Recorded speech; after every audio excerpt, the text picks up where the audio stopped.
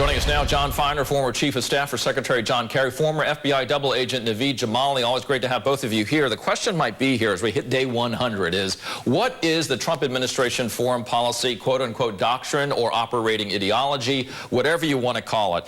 And I have to tell you, I'll start with you, Naveed, on this. When I am speaking to those at conferences in Europe or Africa, that's the question they're asking. They don't know what that is right now, but if you had to put it into a sentence, Naveed, what would it be?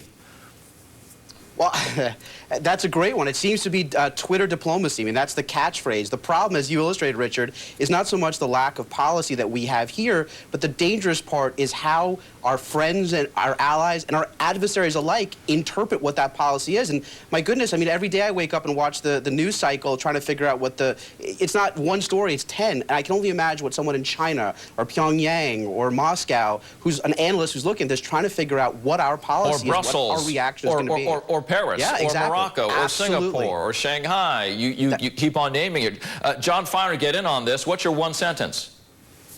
Look, I think 100 days is frankly too soon, and I'm not known as a big defender of the Trump administration's approach to foreign policy to put one bumper sticker on their approach. To be honest, I would settle for something much less than that. I would settle for basic coherence about what their policy is toward any particular issue, whether or not you can stitch them all together into some sort of coherent doctrine. And the real problem is you have as many policies as you have speakers among senior members of the administration. One day, someone will go out and say X with regard to Russia or North Korea. The next day, someone else will go out and contradict that completely. And then the president is totally unpredictable, as you've indicated. So I think the first order of business would be someone going out and laying out a speech that explains what the Trump administration's approach to some of these big issues is. And then the process of forming that speech can give everybody points that they can use to talk about these issues going forward. But right now, it's every man and woman for themselves. Okay, we're going to get back to that in just a second, John, but I want to get to Naveed on this idea, because I'll bring it forward from what Lynn Sweet was saying when we were looking at domestic policy at day 100. Now that we're looking at foreign policy, Naveed, at day 100, this sort of the unexpected. His meetings with Shinzo Abe, his meetings with Xi Jinping, those meetings were not expected to end necessarily with a positive, but from what we see right now, the mood was good. So is this idea of his foreign policy approach unexpected is good?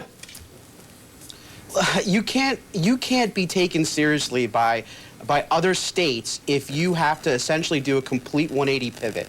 I mean, to come out and in the first days of his presidency to call Taiwan, and then, you know, look, granted, he may have started to formulate a policy. I have to say that the reaction of how he's handling North Korea now by not threatening escalation and using Rex Tillerson to sort of saber-rattle in the UN is probably the right one. But the bar has been set so low, Richard, that I have to say that, you know, I don't understand what the trajectory is here. And you're right. I think at the end of the day, what's going to happen is it's not so much about Trump. It's that other nations are going to look at us and say, how do we formulate a plan to counter this, to get our interests pushed forward? And I think there's no coherent response to that, and that's the miscalculation there is perhaps what is so dangerous. John Feiner, last word to you on this.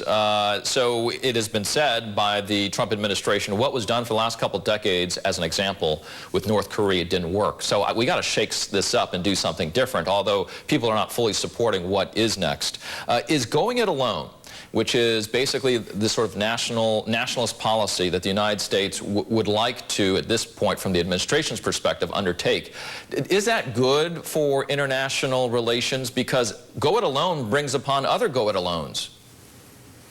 What's interesting about that critique that you just mentioned of the previous policy supposedly not working is that the Trump